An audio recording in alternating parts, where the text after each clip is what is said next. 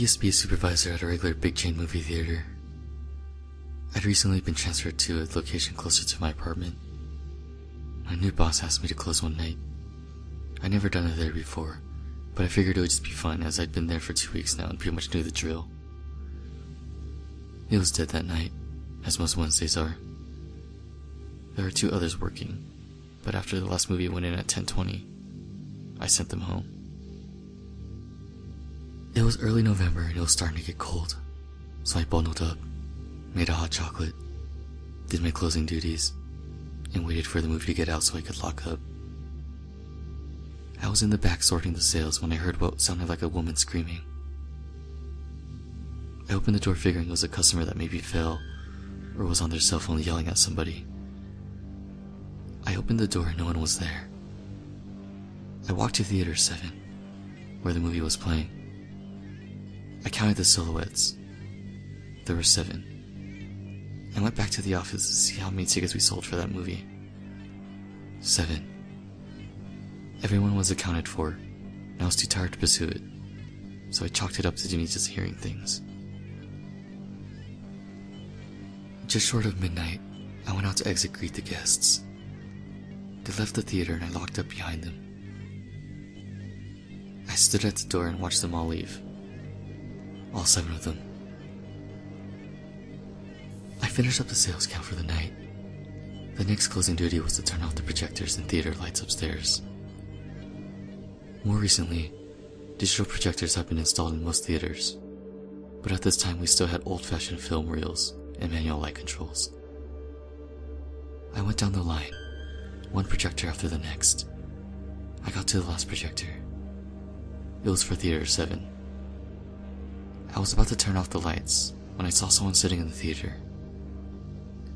She had long, dark hair and was sitting front and center. It scared the hell out of me at first, but I figured I guess I'd probably just fallen asleep or something. Though noting in the back of my head, I counted the 7 guests when they left. Slightly annoyed, I shouted through the little projectionist window. "Excuse me, the movie's over and we're closing. I'm going to have to ask you to leave." Nothing. "Hello? Can you hear me? The movie's over. You have to go home." Growing more annoyed, I head downstairs and head down the hall towards Theater 7. I go in, and, of course, she's gone.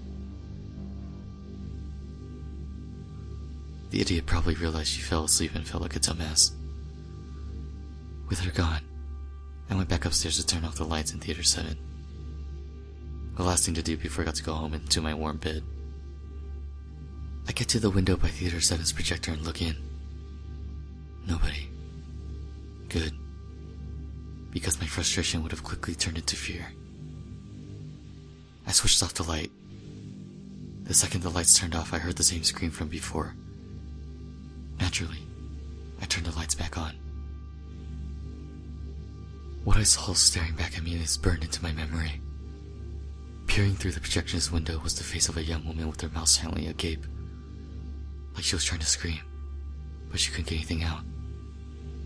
She was pale, had long black hair and tears streaming down her face. Her blue eyes were panicked and wide. I felt like I got punched in the gut.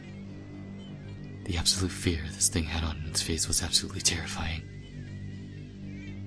I did what anyone would do and fucking booked it out of there, screaming and crying. I didn't stop running until I got to my car, where I called my boss. I left him a rambling voicemail about how there's a girl in the theater climbing up walls and how I quit the job. I went home and passed out. My boss called me up the next day. He told me there was no one there when he opened up the next day. But I know what I saw.